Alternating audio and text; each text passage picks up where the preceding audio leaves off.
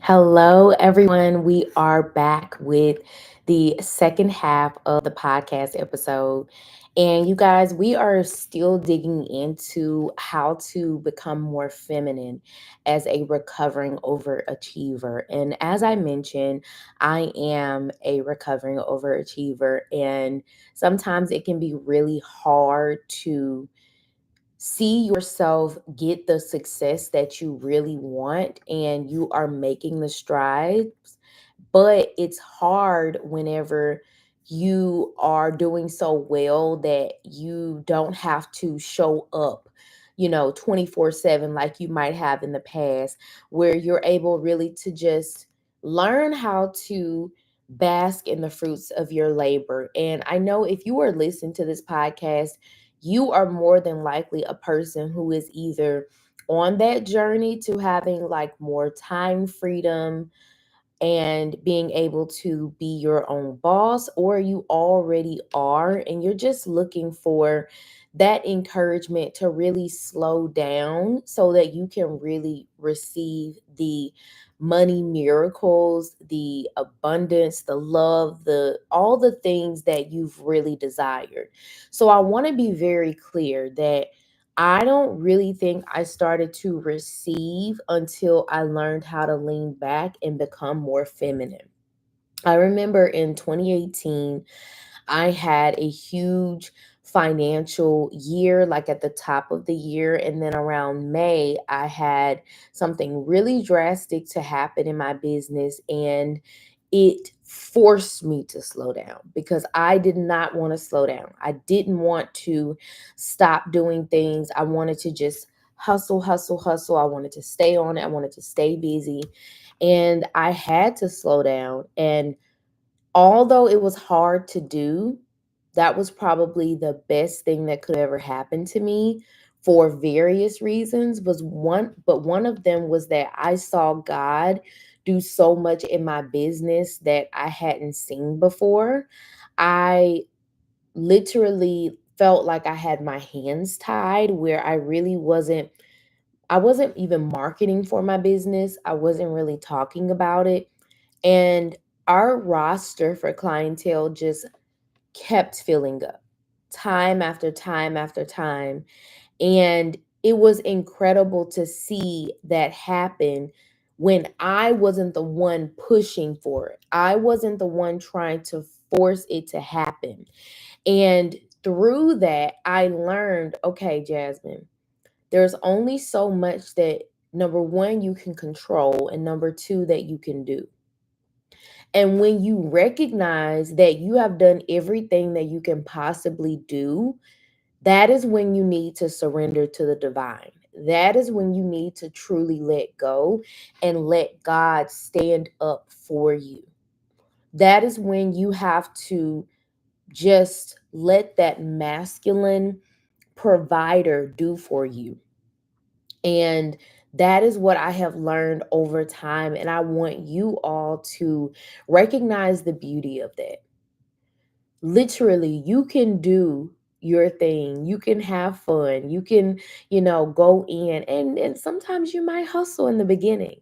But after a certain point, you have to learn that God's will be done.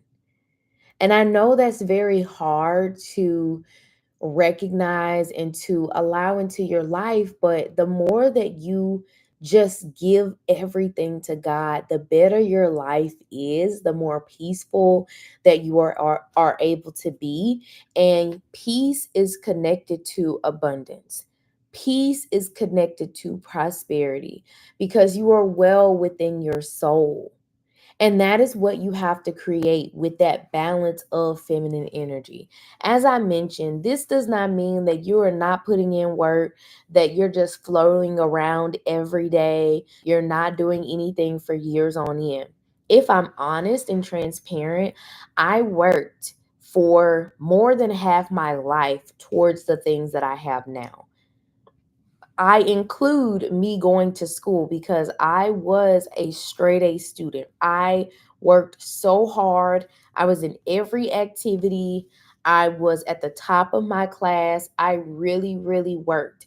I did the same thing in college, the same thing after college. Like, I was a person who really put in that work, and I yielded results from that. But then as I came into the business world, I learned very quickly that working hard, and even in the career world, working hard doesn't mean that you are going to be more successful. It just doesn't. Working hard is something that you can certainly and should do, but it doesn't yield or always yield results in an instant gratification way. And that's like a whole another podcast segment. But what I mean by that is, just because you are outworking people and you are putting yourself out there, you're doing all the things, doesn't mean that you're going to get the same results as someone else. And that is my first point, is that I want you to stop comparing your journey to other people's journey. So I have been podcasting going on 7 years doing this, and I absolutely love it. But this year in 2024 is the first time that I've actually been picked up for a full show. I was offered a show in 2019, 2020, but it just didn't feel like it aligned to who I really wanted to be. And I was not looking to be picked up for the podcast, radio, or TV show. I was just doing my thing. I was building my brand. I had been working on things since Paris. Like, I was on TikTok, I was on, different socials, and I was actually found, and I'm very happy that I'm working with that agency. But what I learned in that is that you don't have to go out and do all the hunting, right? And also, other people may have a faster journey than you are. Also, I want to make it clear that some people are not ready for the success that they have. I have seen people that have come across six figures plus in, like, 19, 20 years old, but they're blowing money, they're not saving, they don't really have anything to show for it. That's just like people who, win the lottery. They are more than likely within 5 years going to be broke again. And it's for a reason. It's because a lot of people, you might see them achieving the things that you want. It could be marriage, it could be money, it could be having kids, all these things. But when you really peel back the layers, you don't want anyone else's life. I'm telling you. Like, you don't know the struggles that those people might go through. And you have to really learn to love where you are and recognize the beauty of where you are. It's very easy to compare, especially on social media. I know, even as a podcaster, like, I would see people, kind of getting brand deals. I would see people blowing up on social media. I've been on YouTube for years, and I would get some traction here and there, but I've just now started to get even just, maybe 50 more followers than what I had previously. It's a journey, and it's your own. And I know people as well that have hundreds of thousands of followers, and some in the millions, and they don't make nearly as much money that I make. So that's why you can't compare because of what you see. I know a lot of girlies have these beautiful aesthetics. They take hours and hours to create, this beautiful aura, these all these things. They're filming every piece of their life. That's not me. And it probably won't ever be me, because I have a gift of speaking. I have a gift of ministry. I share my heart. I share what God puts on my mind to be able to speak. And that's it. That's their gift. Their gift is the aesthetic and the beauty. My gift is the words. And that's what I'm going to go with, you know? And that doesn't mean that I'm not going to do a little nice photo shoot, or I'm not going to do a thumbnail that looks good like the one I have up now, you know, but I recognize that we all have our own gifts and talents. And especially as an overachiever, it's very easy to look over at your neighbor and you see them doing this, you see them doing that. Stop discounting your uniqueness. Don't discount your talents and your gifts, because you are good enough as you are, and what you have is exactly what you need. You just have to tap into it. And I would also recommend that you consider finding your zone of genius. And that is also something within the book that I was reading with, um, I believe it's David Hawkins, where he talks about, you know, the upper limit, which I shared that in a previous podcast episode. You can find it on Spotify or Apple Podcast if you want to go back and listen. But when he was talking about this, I recognized that a lot of people are not in their true zone of genius. They are maybe in like what they're comfortable with, but not where they truly excel. Some people are just comfortable, right? And comfort might be, okay, this is something you've been doing all your life. You're just really good at it. You don't even have to think about it. And then there are other people who are maybe wanting to go into their zone of genius, but they have certain fears or certain things that they are wanting to figure out. And then you also have these overachievers who might be stretching themselves so thin to where they're not even really doing what they are called to do. As an overachiever, it is very easy to get bogged down into wanting to do everything. And I was really guilty of that, to where I wanted to do so many different things because I was multi passionate and I just had so many ideas, and I'm really good at the things that I do.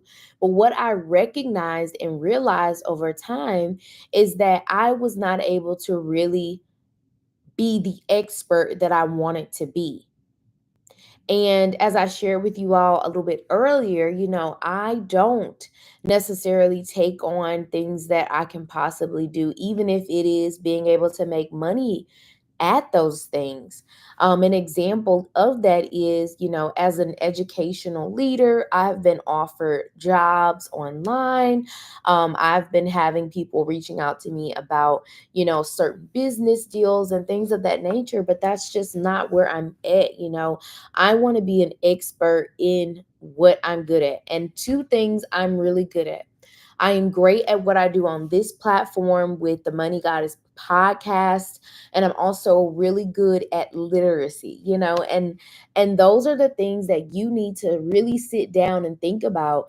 What is your zone of genius? What really makes you feel fulfilled? And I'm going to kind of talk about fulfillment in a moment, but what is it that you really are so good at? Like, not that you want to compete with anyone, but if you had to compete with someone, they wouldn't be able to touch you on that, because you're so good at it, and it's something that you just want to dominate and you want to master. And that's what you have to really think about. You know, what is it that you really want to be master, and what do you want to be known for? Because that's another question that like really helped me figure out as an overachiever, like how to stop doing too much. And it was because I recognized I really want to be known for the Money Goddess platform and how I'm empowering people, how I'm talking about financial success and just overall self improvement. And I also want to be known as a literacy champion. You know, one day I do have aspirations to get in educational policy, and my policy is going to focus on literacy because of how significant it is for you to be able to have success in life. You have to know how to read and write. Those things are inevitable in order to make it into this world. And these are the reasons why I have the success that I have, is because of that ability to read and write. And so you have to consider Being known for something that you love and that you're a master at will bring you that abundance that you are looking for. I also want to share something about being fulfilled. Fulfillment is, I think, a lot deeper than people consider it to be. Like, some people say fulfillment is just like a passing feeling, and it's a feel good thing. I think fulfillment is more than just a feel good, it's a being good. It's about you stepping into your purpose and knowing that you are truly making a difference in someone's life. I know when I am speaking here that I am ministering to someone's soul, and I know that I am helping them to overcome their fears. I'm helping them to eradicate poverty, and this is going to change their life. That fulfills me knowing that I'm inspiring people. That's what I'm here to do. I've shared a little bit about my human design, which is a generator. And as a generator, I am meant to inspire the nations. I'm meant to really help people on that deep level of motivation and inspiration. And when I see people getting results from the things that I do, it really, really opens up my heart, and it just makes me smile. And I find fulfillment whenever I travel, when I go to different schools, or even if I'm working with them virtually and seeing their teachers and school leaders have success and seeing the growth and the achievement, like, that makes me so happy. So I want you to think about your fulfillment, a day in the life. If you could just create fulfillment for you, what would you be doing on a day to day basis? How would your life look? What would your schedule be like? What does that fulfilled version of you have? How do they act? How are they being? Does that mean that you might want to go back to school? Do you need to cut down on things that you are already doing? Do you need to just find gratitude in the things that you already have, because maybe you are in a slump? Maybe there are things that are going on in your life that you are not happy with, and you just really want to be able to step back into that happiness, into that joy that you are being called to. It really makes a huge difference for you if you are operating in this way, and you really want to give yourself that leg up. Because when you are fulfilled, you can go through years and years and years of doing something, and it doesn't feel like work. And that's why I'm the person that always says I'm probably never going to retire, because what I do never really feels like work. If something for me feels like work, I'm probably not going to do it. And what I mean by that is that I like to love what I'm doing and love where I'm going. I remember whenever I was in high school and I said I wanted to be a nurse, a teacher, and a real estate agent. And while those things were beautiful, I already knew I only wanted to be a nurse because my hairdresser at the time told me that, they make a lot of money. But I don't like that. Like, that's not my thing. That's not something that, like, I really genuinely would want to do. My husband is a nurse, and he's in that industry, and I mean, he loves it. He's passionate about those things in healthcare, but I'm passionate about health and wellness. I'm not passionate about, like, healthcare specifically. And I am in real estate now, but I'm not necessarily an agent. I do real estate investing, so that worked out. And I am, a teacher at heart, and I'm in education for the rest of my life. And those are things that I really love. But as you can see, I wanted to do all of these things, but I recognize, like, I had to really find what truly lit me up, and it's educating people, here on this platform or in other ways. So before we go towards the end of this podcast, I do want to share something with you that really I think will help you in knowing the difference between productivity and progress. And what I have learned is that a lot of people are so focused on productivity that they're not recognizing they aren't really getting the progress that they want. So, being productive is about you just doing, right? It's about you doing what needs to be done to check something off of a list. And overachievers tend to thrive on having that list checked off every single day. I will say for me, over the years, checking off the list just doesn't do it for me anymore like it used to. And I'm happy about that because I recognize that list checking is not the vibe. List checking is just saying you did something, but I get it. Sometimes we need to like do things. Like, for example, I have some mail next to me. Like, I know that I need to get to that and take care of it. I get it. But just in terms of your true calling, your fulfillment, just saying, hey, I recorded an episode today, like that doesn't really fulfill me, right? But knowing that I'm making progress and I'm seeing the results of the content that I'm creating, that I'm getting to write up different scripts, that people are asking me to work with them on certain projects that align with where I'm trying to go. Seeing that progress, that makes me happy. I'm able to see that I'm pushing the needle on a daily basis. And that's what is really going to fuel you. Knowing that you are making progress and seeing that progress. Since I started doing this podcast on the radio and TV, I have been able to look at so many different achievements. It's only been 4 months, and I've already gotten on affiliate stations, and we have collaborations, we've had sponsors. Like, it's really a big deal to me to be able to see that something is moving forward. And you have to start to count your blessings of what's moving forward. It's not always about quick and instant manifestation. Sometimes it's about that daily push, right? Am I pushing the needle towards my goal each day? That is going to really light you up as opposed to, hey, I need to get this done. That only works for so long, because getting things done doesn't mean that it was done with love, with joy.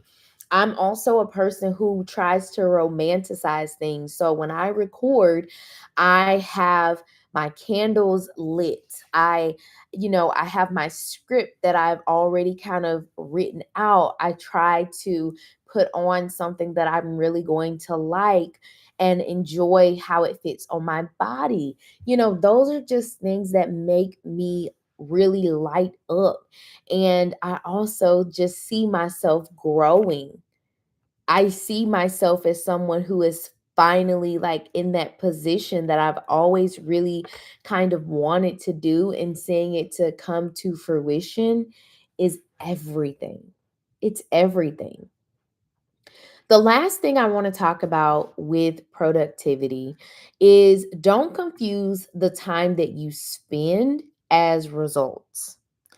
If you've noticed over the years, a lot of companies are, wanting people to hit a certain time, right? Like, oh, you have to spend so much time on something in order for it to be amazing.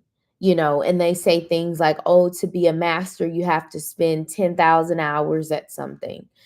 That's not always the case. That's not always true. Becoming a master is also about efficiency and knowing how to use your time wisely. As an overachiever, it's very easy to like knock things out quicker than maybe what others might do, and then you sit and you're like, oh my gosh, I should be doing more, I should be doing this, I should be doing that. No, That doesn't mean that people are getting more results with you because they are spending more time on certain things. Remember that. Staying up all night does not equal success. And I know that that narrative is changing every single day. Like, we're getting back to recognizing that our time is valuable, our time is precious, and we don't have to do all these things to take us out of alignment in order to have success. That's not what we're doing here. And you'll notice that companies are beginning to kind of cut down on hours for people working. They're looking at shorter work weeks. They're recognizing that just because I have these people in here for 80 hours doesn't mean that we are getting those massive, results that we really want to see. For myself, working on certain things within a short amount of time, I'm seeing more success than people who work on their jobs for, 25 years. You have to understand that you get to be efficient with your time. You get to determine the success that you want to have by really, really focusing in. That is where the success is going to come from. And I also want you to know this as a recovering overachiever, and I want to be very clear about that. You're not a failure. You aren't a failure if you have done good things for yourself and you are way ahead of your peers. I want to make that clear, because overachievers sometimes overthink and feel like, oh, well, I'm not enough. I haven't done this. I haven't done that. But you are more ahead of where you were the day before. You are making adequate growth and adequate progress. And you need to own that. You need to feel good about what you are doing every single day. If you got up out of bed, that's progress. If you have been able to step into a new role, the job of your dreams, you launched your business, you posted on social media, you have done the consultant gig, whatever, that is progress. Progress over perfection. Overachievers typically want to have pure perfection in everything. You don't have to have that. And I also want to note, if you are a recovering overachiever, I want you to get to the root of that. For me, it was about trying to please my parents. It was about making them see me as valuable from what I did, because they didn't see me as valuable because of who I was, because I was a human, because I have a spirit, right? And unfortunately, in a lot of society, you go back in time, people started to value you and what you do because they had to have a productive things happening in order for survival to occur, and now we're recognizing that we don't need that in order to survive. Our brains have to turn off that thing that says I have to do in order to have. You don't really have to do as much as you might would have had to have done 100 years ago. Our lives are speeding up, and as our lives are speeding up, our brain has to catch up. We have to start to recognize that there is power in simplicity. There's power in slowing down. It isn't powerful to literally put ourselves in a negative place because we're always trying to outdo ourselves, or we're trying to make this a competition, or we aren't even grateful for where we are. That's not the vibe anymore. That's not sustainable. That is not going to bring you the joy and the happiness that you deserve to have. Overachievers out there, I'm proud of you for everything you've done. You don't have to do one more thing just to be worthy. You are worthy because you are. You are important. You are a part of this world, and people need you. People need your love, your light, and your energy. And I want you to step into it. Step into who you are meant to be. Not what you think the world wants you to be, not what your family or other people want you to be. Be yourself, be authentic to you, and it will begin to pay off. Stay in your zone of genius and watch yourself rise.